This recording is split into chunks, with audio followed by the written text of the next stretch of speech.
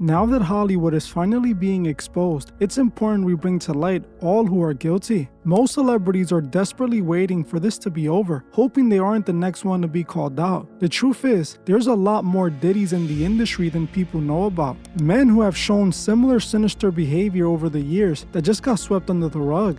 There's one man who seems to be just as bad as Diddy, but the world would never expect it. The NBA legend Shaquille O'Neal isn't as quite as innocent as he seems, as what he has been accused of in the past paints a scary picture of who he really is. Hey guys, I hope all is well. Welcome back to The Truth Is, where I drop new videos every other day exposing the truth. In today's episode, we will be talking about why Shaq might just be as bad as Diddy. Let's get right into it. You may be asking, what is Truth talking about comparing Shaq to Diddy? There is no way that Shaquille O'Neal is in any way comparable to Diddy. As far-fetched as that might sound, by the end of this video, you will see exactly why I say that. At this point, we can't trust anyone in Hollywood. And if you haven't learned that yet, sooner than later you will get that wake-up call. In today's day and age, you don't know what to expect from any of these men in the industry. While Shaq might appear as this big, fluffy, friendly NBA legend, that's far from who he really is. After what I learned about Shaq recently, I realized that he's definitely been moving in silence all these years. In public, Shaq is this massive, lovable star who goes around giving back to the people. He's also an honorary police officer, if you can believe that. All of this helps paint this wholesome good guy image, but behind the scenes, it appears that Shaq is far from the good guy he pretends to be. Over the years, he has been accused of some horrific crimes that were just swept under the rug. While Shaq pretends to be Superman, he's actually closer to the villain Lex Luthor, and I will tell you exactly why. While most people think Shaquille O'Neal retired back in 2011 because he wasn't getting enough playtime, there might be a whole nother reason entirely why he quit the NBA. It appears that it was most likely due to Shaq being investigated for kidnapping and being associated with gang members that were essentially his hitmen. Back in 2011, right after Shaq retired, he was dragged into a police investigation connected to an incident that took place in 2008. The police were investigating Shaq because they believed he was the shot caller in a kidnapping attempt that was orchestrated by gang members. These gang members who were connected to Shaq kidnapped one of his old friends, Robert Ross. The reason these gang members kidnapped Robert was because he allegedly had an S-tape of Shaq cheating on his wife. Back in the 2000s, Shaq partied with Ross at his house. While there, he hooked up with a woman that was there, which was all caught on tape by Robert's surveillance camera. Robert at the time was working with Shaq in the music industry and decided to hang on to the tape and not tell Shaq anything about it. This was until he felt Shaq robbed him of money when he brought him the artist Ray J, and Shaq managed to get him signed. Shaq made some money from that deal and was supposed to split it with Robert, but didn't. This made Robert upset, and he began to use the tapes as leverage. According to the authorities, this is when Robert showed the tape of Shaq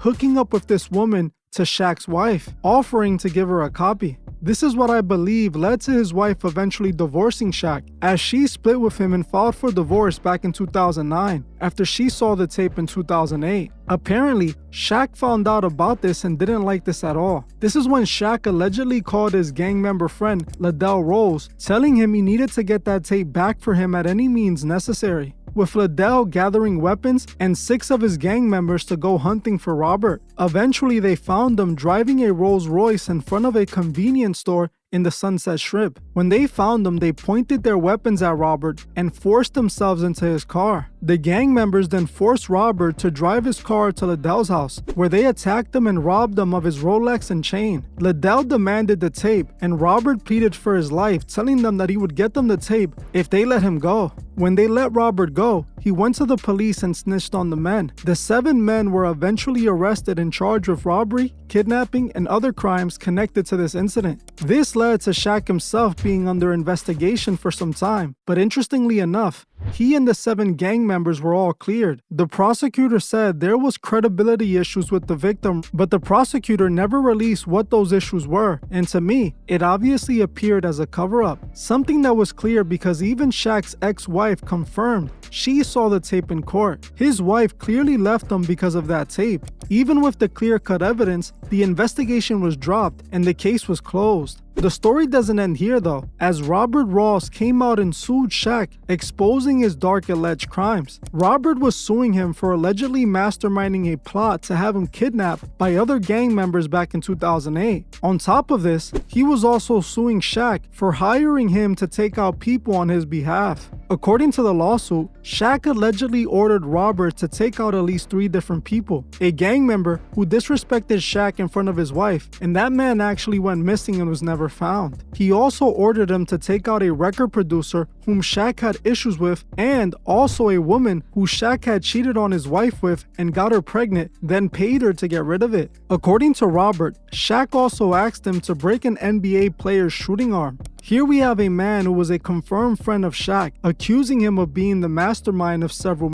murders. What's crazy is that Shaq also wanted someone else gone. Who, you may be asking? His own teammate Kobe Bryant. Back in the 2000s, when they were on the same team, Kobe and Shaq were beefing for a few reasons. Mainly it was because Shaq felt that Kobe snitched him out as a cheater. Kobe had said during a conference that if he had just paid the woman off like Shaq, he wouldn't have been in that situation, referring to his R-word case that happened in the 2000s. According to Shaq, this led to him and his wife's first split because she hired a private investigator that confirmed Shaq was cheating. This led to the beef getting so bad that Shaq even threatened to take out Kobe Bryant. A Laker representative, John Black, said this about the beef in regards to how bad it was. Mostly it was Shaq and Kobe that didn't like each other, but it didn't affect them on the court. They would say something about the other on and off the record, but it didn't become confrontational more than 2 or 3 times over the 8 years. When Kobe gave the statement to Jim Gray, where he went off calling Shaq fat and lazy, that was one of the times. There was one really bad one early on. Brian Shaw had to pull them apart. Shaq threatened to murder Kobe. Here we have someone in the NBA confirming that Shaq was the type of person to threaten to take people out. According to his own former friend Robert Ross, Shaq tried to have many people taken out, like some sort of mob boss. He tried to have a woman taken out because he hooked up with her and got her pregnant. That's right up Diddy's alley if you ask me. It's no surprise that Shaq hung out with Diddy a few times. They were up to the same activities in the industry. Recently, Shaq allegedly threatened someone else. This time, it was DJ Academics. Academics claims that Shaq apparently hit him up in the DMs furious after Academics posted about him flying out a girl more than half his age. Academics claims that Shaq told him it would be nothing for him to get him touched. Now going back to I told you I posted Shaq back in the day, and Shaq got my DMs talking crazy to me. Like I still couldn't believe. Like Shaq was like, I could get you touched. I was like, what? Yeah, at first I was like, is he talking about some Diddy? Like what you mean you could get me touched? Like then it kind of dawned on Shaq talking gangster. Like, yo, Shaq, like, I'm gonna get up with you. You know I'm gonna see you, right? And everything I'm reading is in Shaq voice. You know I'm gonna see you, right? The big diesel. And I'm like, what the fuck? Like, since when did my childhood hero, like, start, like, talking so crazy? And I wanted to apologize, but he was talking so tough. I just looked like a... So now I'm standing on mine. I'm like, I bet then. I'm like, OG. I call him OG in the chat. He's like, but he's talking so federal. By the way, you know, Shaq's actually a police officer, like in Palm Beach or something like that. He's talking so federal. Yo, he's saying me in the DMs like, it ain't nothing to get it like you killed. I'm like, what the hell? What the hell is Shaq talking to me like that? So Shaq started talking crazy to me. I get you touched. Yo, I ain't gonna lie. I remember I was at home when I was messaging him. By the time I got to my studio, Gilly called me. Gilly said, yo, Ack, what's up with you, man? What's up with you, Gilly? Like, yeah, we gotta get... I'm trying to talk about some $9 worth of... He said, yo, Ack, what if you did to Shaq? I said, Shaq? He's like, I said, man, I'm just trying to let you know, Shaq one of them guys, you must have did something because I'm getting a call and I'm like, look at Shaq calling. So now I'm like, wait, did Shaq really make some calls? As you heard for yourself, Shaq threatened Academics through his DMs, telling him he has gotten other people knocked off. This was extremely interesting to me because of what Robert Ross had said about Shaq ordering him to take people out. Now you may be asking, if Shaq really did all of these things, why isn't he locked up? Well, I'll tell you exactly why. It's because Shaq is a Freemason. Like I mentioned before, Shaq is open about his Masonic connections. There are photos of Shaq inside of a Prince Hall Masonic Lodge wearing his Masonic apron. There's also photos of him showing off his Masonic ring. Also, the video where Shaq openly confirms he's a Mason live on TV. While I have played this video in the past, I have to play it again for those who aren't going to take my word for it. What's going on there? That's like my profession. You don't know nothing about that. Oh, can we get a close-up on that? Yeah, I don't know nothing about what that. is profession? Yeah, which profession are we talking about? Just look at it. Is it a legal profession? Of course it's legal. It's a ring of my profession. Read it. Okay.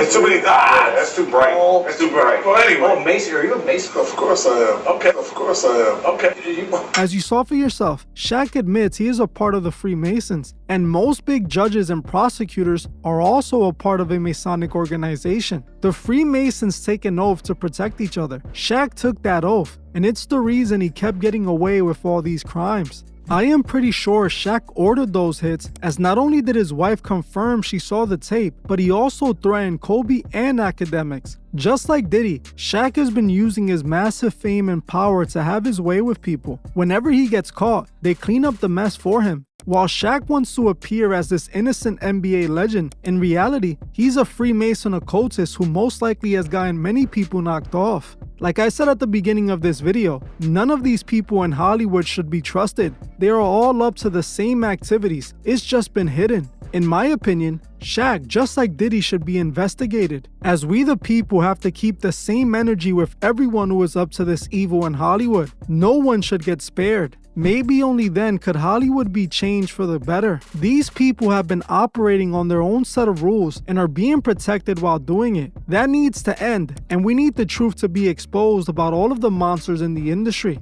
Well, I'm gonna end this one here. I want to thank you all for watching, and I'll see you guys in the next one.